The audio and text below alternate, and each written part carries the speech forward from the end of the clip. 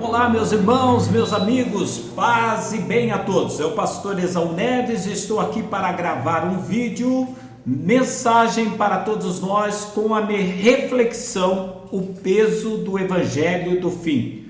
O peso do Evangelho do fim. Bem, nós sabemos que desde a queda do casal, no pecado, Satanás encontra brecha, ele infiltra-se e apodera-se da humanidade, mesmo havendo dispensações como essa da graça que nós estamos vivendo, que Deus liberou através de Jesus Cristo para favorecer os homens, para resgatá-los. Observa que no século XX, agora nesse século XXI, nós estamos vendo o infiltrar do maligno, corrompendo o evangelho, ministérios gigantescos, permitindo sua base aprofundar na mentira pelo distorcer da palavra e por permitir nos altares ministros rasos. Observe que no século XX, a teologia da prosperidade e do livre-arbítrio tomaram os púlpitos em mais de 90%. E eu digo por isso porque as igrejas não apostatadas num todo, ela está dividida pelo menos na forma de pensar, na forma de agir. Satanás trabalha em grupinhos dentro dela.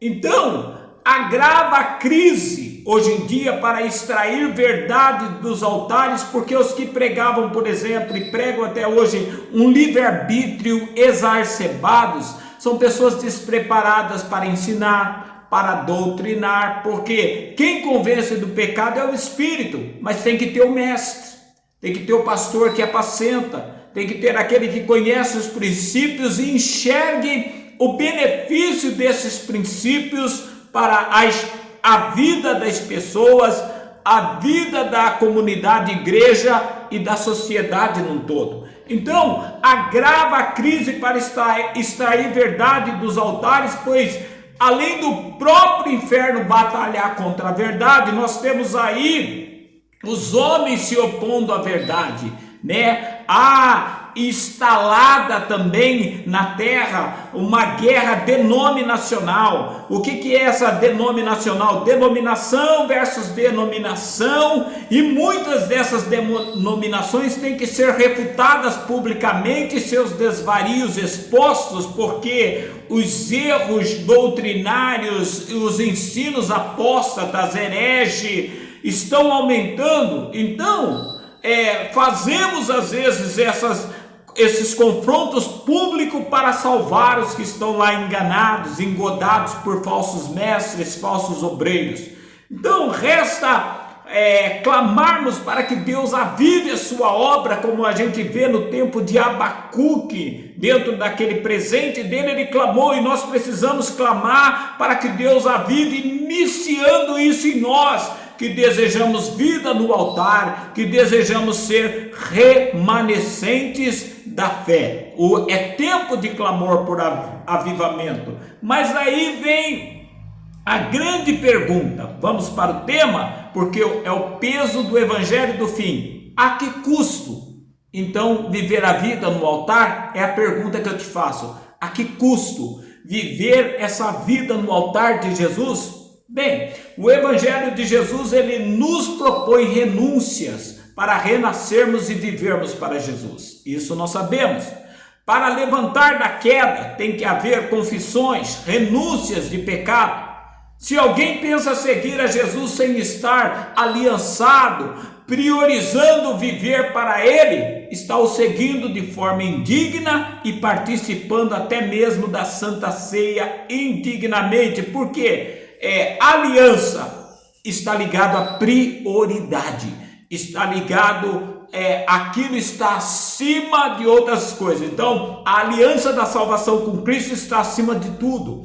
A aliança do casamento está acima de qualquer outro envolvimento afetivo e emocional que o ser humano possa ter. Então, há uma necessidade de discernir e separar cada coisa do que ela verdadeira, cada coisa como ela verdadeiramente é. Então observa que o cansado e o oprimido que a Bíblia fala e convive para nascer de novo, para viver um jugo suave, para viver um fardo leve, são aqueles que estão cansados do quê? De viver, conquistar sua vida ao seu bel prazer, tendo a alma definhada, a alma vazia. Observa que o número de pessoas bem-sucedidas indo ao suicídio aumentou. O número de pessoas indo ao suicídio por estar vazia, totalmente destruída no seu interior, também aumentou. Então, observe que o chamado é para os que estão cansados de perturbações, renunciar seu eu. Está cansado de perturbação? Está cansado de comprar, ser consumista e não se preencher? Está cansado disso que é vício? Disso que não preenche a sua alma, não realiza como pessoa, como ser humano, como família de Deus, como família biológica? Então, o Senhor chama os que estão cansados de perturbações para renunciar seu eu, ser consolado, curado e passar a viver segundo a ótica divina. Então, analisando que as igrejas estão muitas aparelhadas pelo pecado, sobre ministração de obreiros desestruturados e sobre abuso ministerial, resta entender que 2 Timóteo, capítulo 3, versículo 12 e 13, Paulo escreveu para Timóteo que passava pressões. De fato, todos os que desejam levar uma vida de devoção a Deus em união com Cristo Jesus também serão perseguidos. Mas as pessoas más e os impostores se tornarão cada vez piores, enganando e sendo enganados. Então, quem deseja viver uma vida de devoção a Deus em Cristo serão perseguidos. Pressões malignas e pressão de homens que dão território ao inimigo, são inimigos de Deus. O preço de viver para Cristo, então, é suportar pessoas más, na geral, não é verdade? Ter vida seleta em Cristo e cautela nas amizades.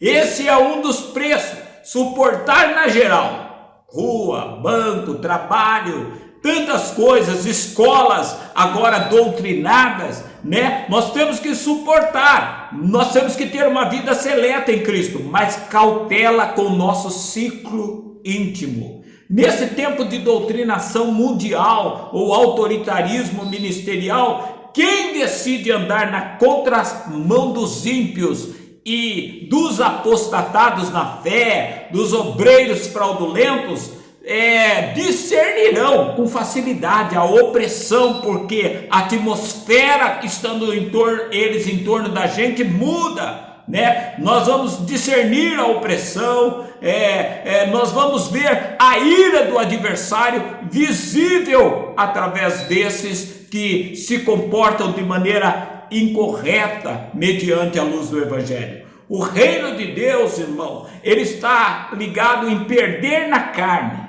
perder no ego para ganhar, está entendendo? O reino de Deus está ligado em morrer para renascer. Então significa que ser cheio do Espírito Santo, temente a Cristo, ser real testemunha do Evangelho que transforma, levará sim a conflitos intermitentes com essa geração sem princípios e vida cristã.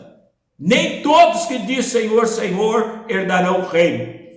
Nem todos que te dão a paz do Senhor, que te dizem graça e paz, vai concordar com os pensamentos teu e não teu, com os pensamentos de Deus. Então eles não vão concordar com o seu, porque se você for no profundo para servir a Deus, como Paulo lá falou, quiser seguir no profundo, tá entendendo? Você acaba sendo perseguido. Então observa que ser cheio do Espírito vai levar a gente em conflitos involuntários. Teremos conflitos, teremos distanciamento dessa geração Deus revelou, receba a chave, Deus está te dando um ministério.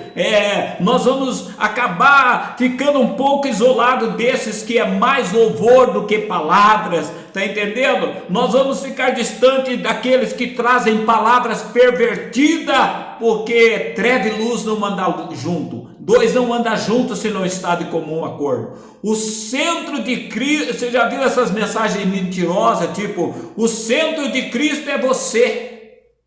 E eles não pregam que nós é que devemos deixar ser transformado pelo Espírito a ponto de nos tornarmos cristocêntricos. Não, é nós que somos centro de Cristo.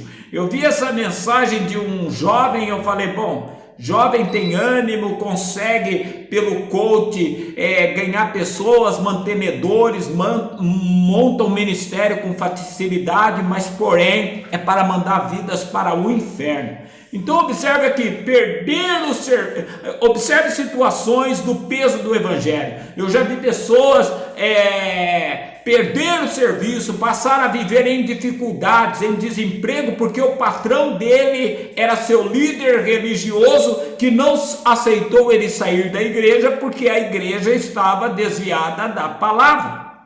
Observa que os tempos são tão cabulosos que nós precisamos compreender que converter-se a Cristo significa abrir mão de tudo que é anticristão, suportar a cruz das consequências para ganhar o céu.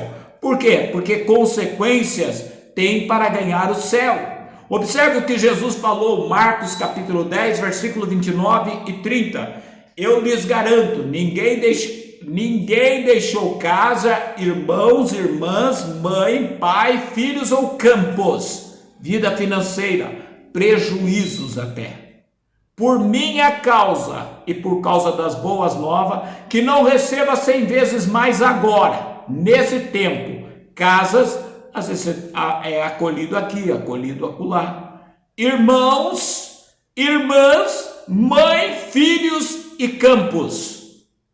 Campos, aí nós estamos falando de campos. O campo para Cristo é o mundo. Sai pregando o evangelho e terá a preparação de Deus. Perdeu tudo por causa do evangelho, mas a comunidade cristã tem que acolher a viúva, o órfão, aquela que foi abandonada, ou aquele pelo descrente. Nós temos uma obra a fazer com campos, com perseguições e no futuro a vida eterna. Observa que ganharemos com campos, com perseguições. Viver para Cristo leva-nos a ser perseguidos, voluntário ou involuntariamente. Então, se você quer levar uma vida espiritual diferente, se você quer começar a ter aquilo que não se tem mais, tempo de oração, tempo de propósito, se você quer uma pessoa que entre com você na sua guerra, no estado da sua vida e te ajude na caminhada pacientemente para adquirir o novo do céu, você me chama no WhatsApp, me chama aí nas redes sociais, no privado, tá entendendo? Para ser ministrado, recomece comigo, tá entendendo? Só que nós, para andarmos juntos, nós temos que fazer uma aliança em Cristo e andar de comum acordo aqui. Você pode estar falhando, mas nós vamos chegar num comum acordo. Temos as horas de estarmos juntos no Senhor. Que Deus te abençoe, me abençoe também, e que o Espírito Santo continue agindo em nós, sobre nós e através de nós.